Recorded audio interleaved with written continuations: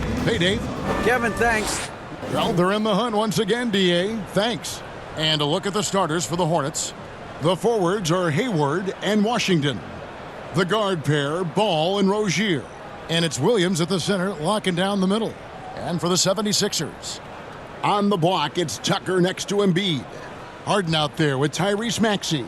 And it's Harris in at the 3. For the Hornets, they have the memory of 2 straight play-in game losses hanging over their heads. That's a tough way to end any season. It should be fuel and motivation for them.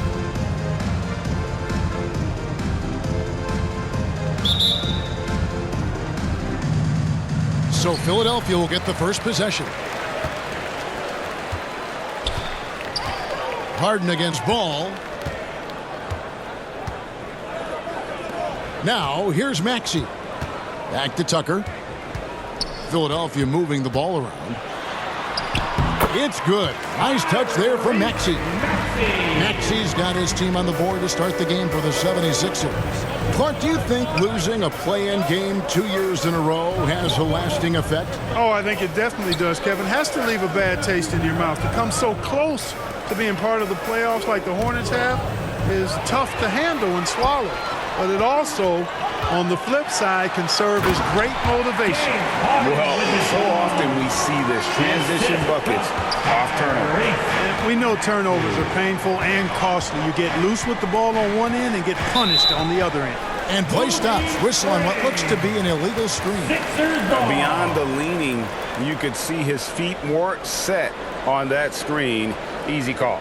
Yeah, I agree. You know, sometimes that can be a tough call for the refs to make, but not that time. It was easy there. Williams against Harden. Williams with the block, and he recovers it. Harden, that's good. There's 53 seconds left here in the first quarter. Ball kicks to Hayward. Back to Ball. Pass to Washington. That falls. Nice feed that time from Ball. Boy, he's a stretch forward now with a dangerous outside shot. Washington loves letting that one fly from there. Pass to Embiid. Just over a minute and a half played here in this one. Harden to pass to Maxey. Over Rozier. It's rebounded by Charlotte. Ball with it.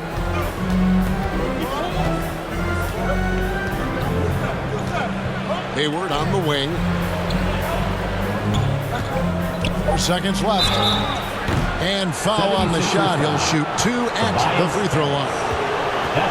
By employing the change of pace dribble, Hayward creates windows for a shot inside and outside. It's his first trip to the line. Wound up shooting 85 from the line a season ago, which is an exceptional percentage. Yeah, those were fine numbers he posted at the line. It was hard to find fault with anything he did from the stripe.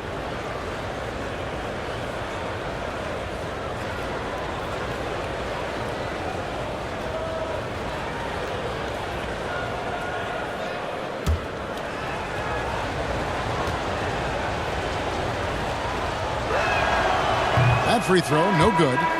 Well, probably a little draft in the arena tonight. He's the last guy you expect to miss the mark by that much. Absolutely.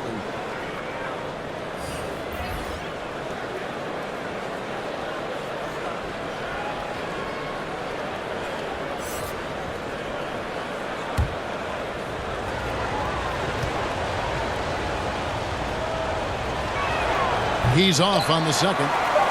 And that's a rare missed opportunity from him. He'd been good as gold up until that point. A good close contest so far as we finish the first quarter. 76ers ahead, up 3. And back with the start of the second quarter in just a moment. And your Sixers youth. And this has been a fairly close game through the first quarter, and we'll see what happens here in the second. And guys, what's your take so far in Philadelphia? Well, in that first quarter, they were intent on just pounding the ball down low. Yeah, and it's worked. They've got a clear edge and points in the paint. Now we'll see if they go with a more balanced attack or just keep on pounding it inside. And so here's Charlotte.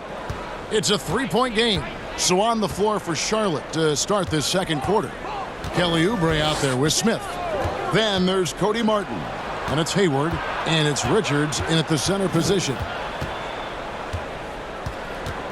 Down to 5 on the shot clock. The basket good off the assist from Hayward.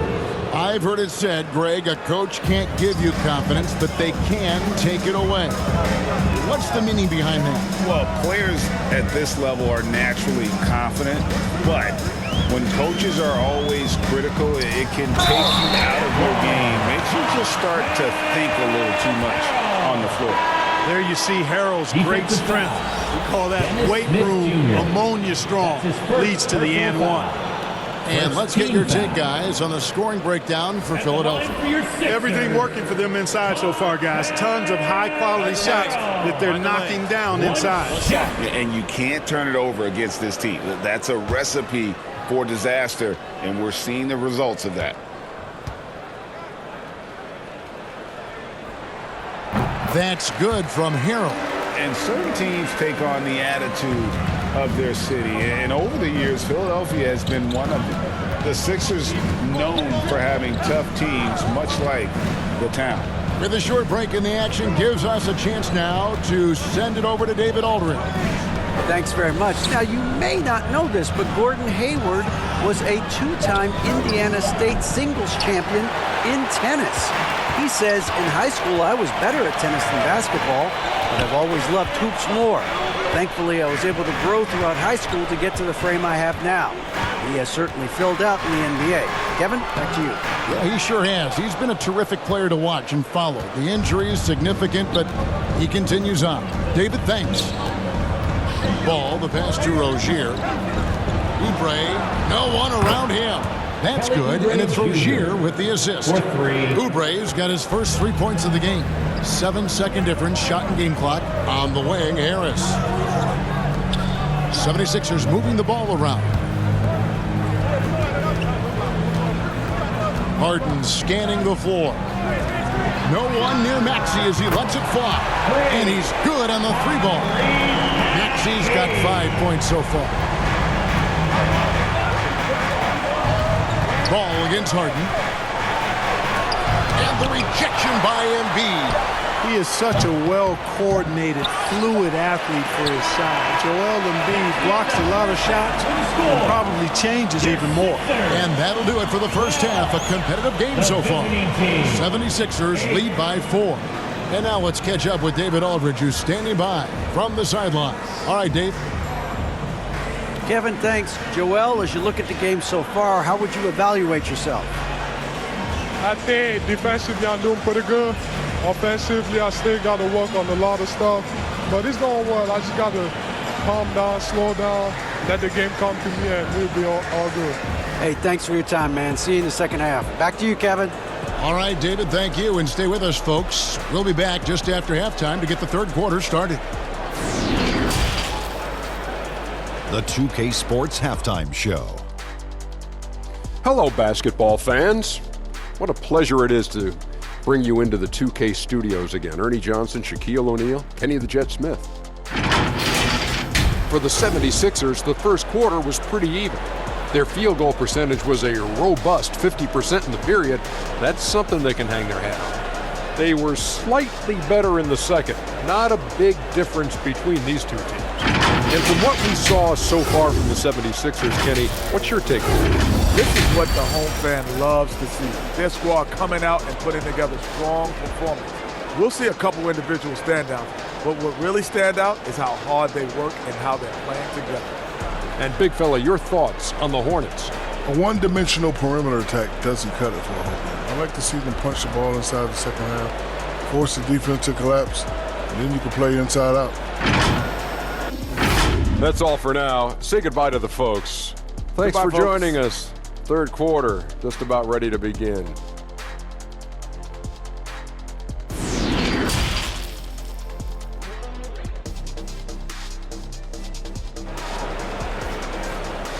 All right, coming up to the court right now. And as we get into this third quarter, as we've seen so far, neither team able to create much separation on the scoreboard yet.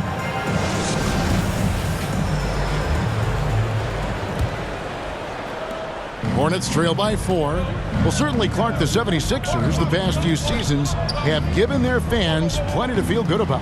Yeah, and you know, those Philly fans are really hard to please. They have great expectations and knowledge to go along with it. But you're right. I mean, it's been much easier to look on the bright side in Philly recently. The talent and results have been trending up in recent years. On the block, it's Tucker next to Embiid. Backs out there with Harden. And it's Harris and it's small forward. That's the group on the floor for Philadelphia. And the pass to Tucker. On the wing, Harris. Just 5 to shoot. Tries again. A rebound by Washington. That's a surprise. I mean, really out of character for him to miss when the defense is not right up on it. Hayward looking around. Passes it to Rozier. Here's Ball.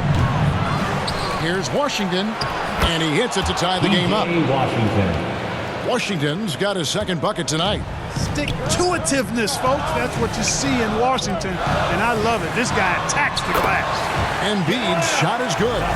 It's a great move, and he catches the defense completely off guard. Yeah, if that's a harbinger of things to come, he's looking at having a very big second half. Rozier the pass to Ball. Now Williams, guarded by Embiid from the wing. And he overshot that one, missing. And it's Maxey with the ball for the Philadelphia 76ers. Shot clock and game clock separated by less than 6 seconds. Now here's Tucker. He's covered by Washington. Tucker can't get it to go. I wouldn't say that's exactly his spot now. I mean, and you can see why. Washington kicks to Hayward.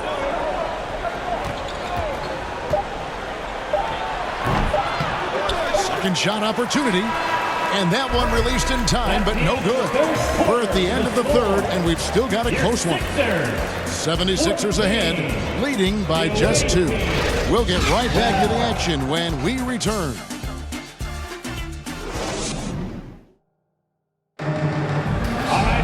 Well, what a terrific game it's been so far, with this fourth quarter sure to bring more pressure-packed basketball.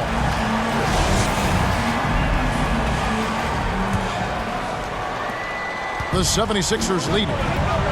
On the court for Charlotte, they've got Cody Martin.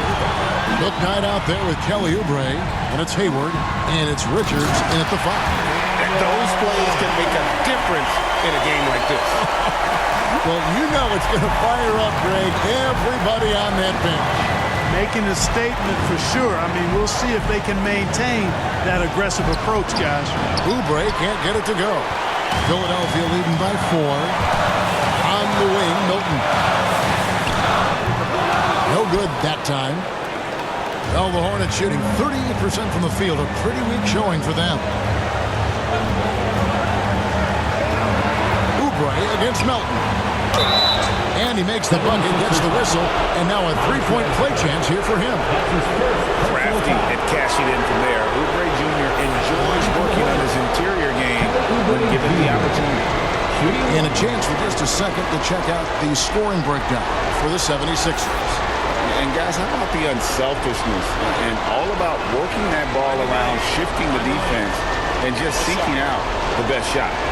And the defense has been disruptive, forcing turnovers, challenging shots. The turnovers they've been able to turn into points, too. And how big was that? He is just so reliable, so confident at the free throw line. 1:12 left here in the fourth quarter. And here's Milton.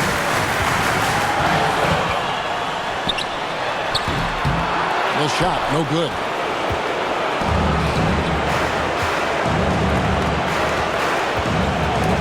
Stolen away. And here comes the break. Here's Melton. And the rebound goes to the Hornets. To take the lead. They get it again. Yes! Oh, you just love seeing a player with absolutely no fear. Cool, calm, collected, and confident in the biggest moment of the game. Yes. Timeout called the 76ers. They're behind by 1. 36 seconds left in the fourth. What do you think, guys? And usually you want to go for the 2-for-1 here to maximize the clock.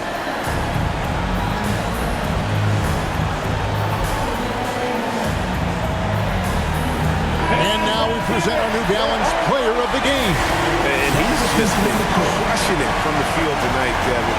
Whether it's been on open looks or with the guy draped all over him, he just hadn't missed much. With his percentage in the sky-high range, they've had no choice but to make him their #1 option on every drive. And let's head over to the sideline and catch up with David Alden. Hey, Kevin, during the last break, I heard Doc Rivers talking with his team. He said, this is what we play for, fellas. Let's knock them on their heels right out of the timeout. Show them how much you want it. Go get it. He really is fired up about this game. All right, everybody. All right, David, thanks. Charlotte calls timeout. They trail by 1. 27 seconds left in the fourth quarter. Hornets timeout call.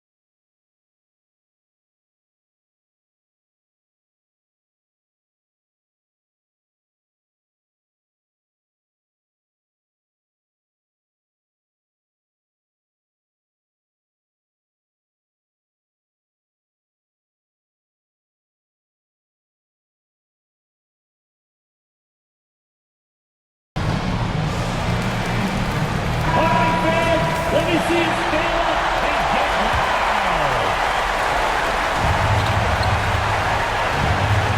Ball against Harden. Now, here's ball. Guarded close. Good D by Harden. When they foul intentionally, they're going to have to do that now again and again. They're not in the penalty yet. Had to foul, and on that occasion to stop the clock. That's the enemy in this situation. And you know what? Who knows? A few misses at the stripe, and they're right there within range. You know, late game free throws are a lot different than early game free throws in terms of making. And that's an intentional foul. That's his first personal foul. Second team foul. At the line for your Sixers, James Harden. At the line for 2.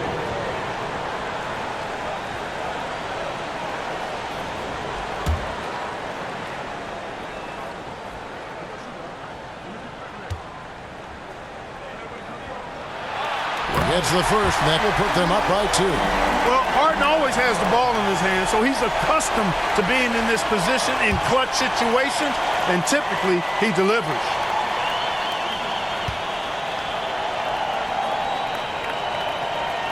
And he hits both free throws here. So now it's a 3-point game. That last free throw was critical. Their only choice now is to go for the 3 to tie. Ball, the pass to Rozier. Hayward kicks to Rozier. The 3 won't fall. And they stop the clock as soon as they can with the intentional foul. No choice but to foul there, but he's probably the last guy you want to see on the line. But there was no time really to be selective. Stopping the clock was the priority.